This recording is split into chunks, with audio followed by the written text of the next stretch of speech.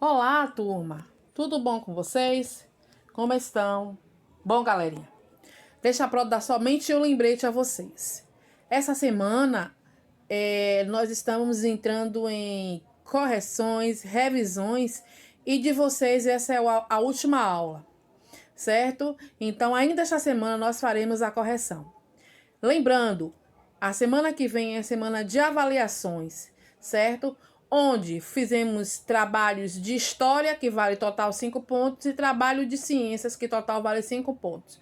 Juntamente com a avaliação, que valerá 5 pontos também. Quando juntarmos as duas, faremos a soma da pontuação que você levou no caso da avaliação, e aí é definida a média de vocês, tá certo? Então, assim, estudem, tire a semana para ler, para tirar dúvidas. Pesquise, a internet também ela é interessante para vocês buscarem outras formas de ensinar, né?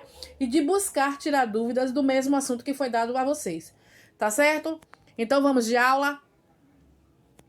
Nós vamos falar do módulo de vocês da página 30 à página 34. Tá certo? O assunto agora é cana-de-açúcar, a riqueza doce do Brasil. A partir de 1530, começou a ser praticada pelos portugueses no território brasileiro.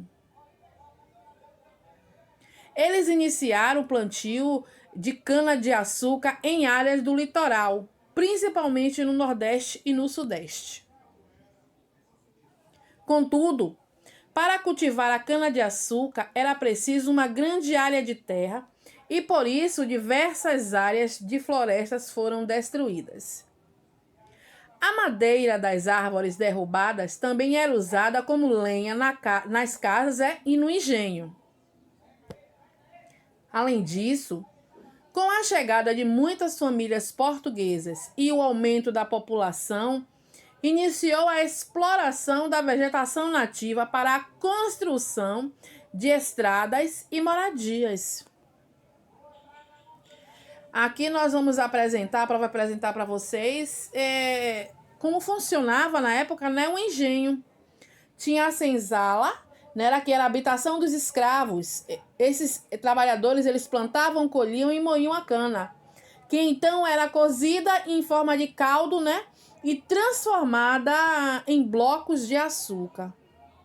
Tem também a casa grande. Ela era a habitação do senhor de engenho e de sua família. A plantação da cana-de-açúcar, no caso aí era a área de cultivo, né? Roda d'água. A roda d'água, muitos engenhos eram construídos próximos a rios. A água era usada na irrigação de plantações e consumida, né, por pessoas e animais.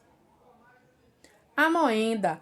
Moenda era o local onde a cana era moída para dela ser retirado o caldo. Cozimento, cozinha do engenho, né? Nesse espaço, a cana era cozida até virar um melaço, que posteriormente era colado e colocado em formas para secar ao sol. Depois de seco, o produto era embalado e enviado para a Europa. A agricultura no Brasil e as mudanças sociais e ambientais decorridas dessa prática se iniciaram efetivamente com as plantações da cana-de-açúcar e instalações dos engenhos. No Nordeste, o solo de Massapê, muito fértil e abundante, a experiência portuguesa com o cultivo decorrente das possessões em outras partes do mundo e a valorização do produto na Europa, contribuíram para que essa atividade econômica se tornasse a primeira extensiva praticada em solo brasileiro. Agora vamos falar do café, o ouro verde do Brasil.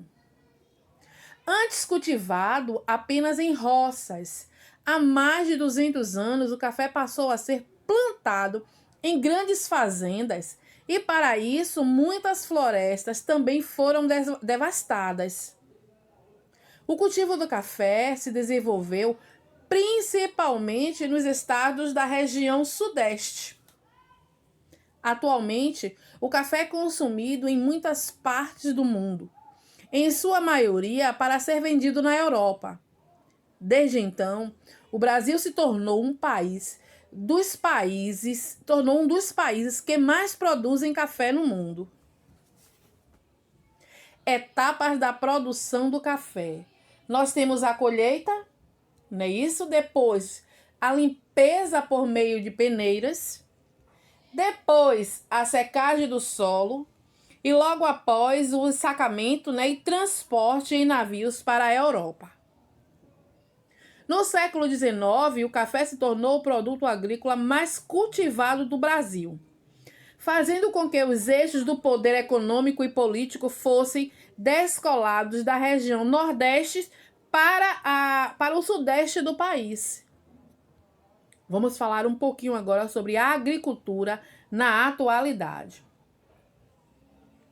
O Brasil é um país com abundantes fontes de recursos naturais que contribuem para o desenvolvimento da agricultura. Água, clima favoráveis e grandes extensões de terra férteis. Até 50 anos atrás, a maioria dos brasileiros não utilizava máquinas em suas plantações e o país não produzia alimentos suficientes para o consumo dos habitantes. Além da cana-de-açúcar e café, são cultivados muitos produtos no país, como soja, milho, eucalipto, algodão, feijão, arroz e laranja. A agricultura no Brasil, entre as décadas de 1960 e 1980, passou por um processo de modernização que visou aumentar a produtividade e reduzir custos. Atualmente, em alguns lares brasileiros, os produtos orgânicos têm substituído aqueles comprados em grandes mercados. Essa prática, em muitos casos, visa a valorização da agricultura familiar e de produtos cultivados com métodos mais tradicionais.